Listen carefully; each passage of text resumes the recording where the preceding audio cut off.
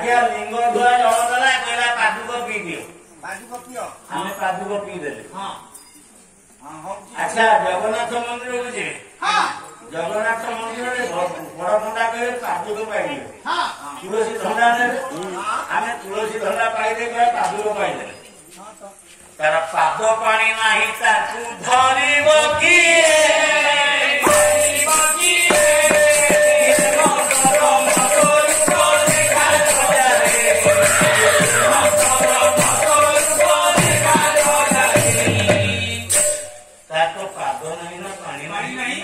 ଜଗନ୍ନାଥ ତ ପାଦ ନାହିଁ ପାଦୁକକୁ ଆସିଲେ ଆମେ ତୁଳସୀ କିଏ ପାଇଲେ ପରେ ଯୁଗରେ କିଏ ପାଦ ଦେଖିଛି ଆଜ୍ଞା? ଜଗନ୍ନାଥ ମନ୍ଦିରରେ ପାଦ ନାହିଁ, ଶିବ ମନ୍ଦିରରେ ପାଦ ନାହିଁ। ମା ପିଙ୍ଗୁଳାଇ ଠାକୁରାଣୀଙ୍କ ପାଖକୁ ଯାଉଛ, ତା ପାଦରୁ କେବେ ପାଇଲେଣି ପାଦୁକ? ନା, ସେ ପାଦ ବା ଶାଢୀ ତଳେ ଲୁଚେଇକି ବସିଛି। ପାଦ କହିଲା କଣ ଏଡେ ସହଜ? ନାଇଁ, ପାଦ ଅଛି କୋଉଠି ଗଣେ ଯୁଗରେ? ପାଦ ମନ୍ଦିରରେ ନାହିଁ, ମୂର୍ତ୍ତିରେ ନାହିଁ, କାଠରେ ନାହିଁ, ବାସନରେ ନାହିଁ। ପାଦ ଇଏ ଶରୀର ଭିତରେ ଅଛି।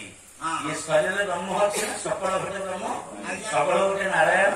ଯଦି ଏ ଘଟରେ ନାରାୟଣ ଅଛନ୍ତି ତାହେଲେ ନାରାୟଣଙ୍କ ପାଦ ଅଛି କୋଉଠି? ଏ ହଉଛି ତତ୍ଵ, ଏ ଜୀବନ ଦର୍ଶନ। ଯଦି ଶରୀରରେ ଅଛନ୍ତି ନାରାୟଣ, ଗୋଡ଼ ବାଜିକରି ବିଷ୍ଣୁ ହଉଛନ୍ତି, ସକଳ ଘଟେ ନାରାୟଣ ବସନ୍ତି ଅନାଦି କାରଣ। ତାର ଆ ଭିତରେ ଯଦି ନାରାୟଣ ଅଛନ୍ତି ପାଦ ତାଙ୍କର ଅଛି କୋଉଠି? ଅଚ୍ୟୁତାନନ୍ଦ ମହାପୁରୁଷ କହିଲେ ଇରା ଭଗବତୀ ପିଙ୍ଗଳା ଯମୁନା ଏବେ ନିର ମଧ୍ୟ ଅଛି ଶିଶୁମନା।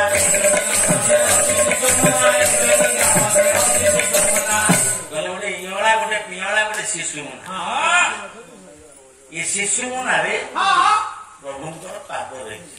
କାହିଁକିନା ଇଅଳା ଗୋଟିଏ ପାଦ, ଇଅଳା ଗୋଟିଏ ପାଦ। ଦିଟା ପାଦକୁ ଆପଣ ଇଅଳା ରଖିବେନି ପବନ, ରେଚକ ପୁରକ କୁମ୍ଭକ।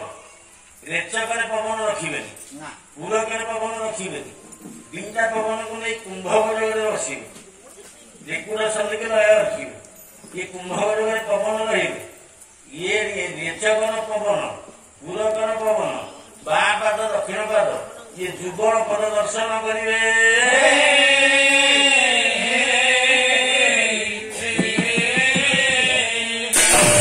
ଗୋଟିଏ ପାଦରେ କଣ ପୂଜା କରାଯାଏ? ଯୋଡିଏ ପାଦ ନା ନା? ମୋ ମା ମାନଙ୍କୁ ମନେ ପକେଇ ଦେଇଛି। ମା ଯୋଉଦିନ ତମର ଗୁରୁବାର ଓଷା ହୁଏ ମାର୍ଗଶିର ମାସ, ସୋନ୍ତି ପକେଇ ଦୁଆର ଘୁରି ଇଶାଣ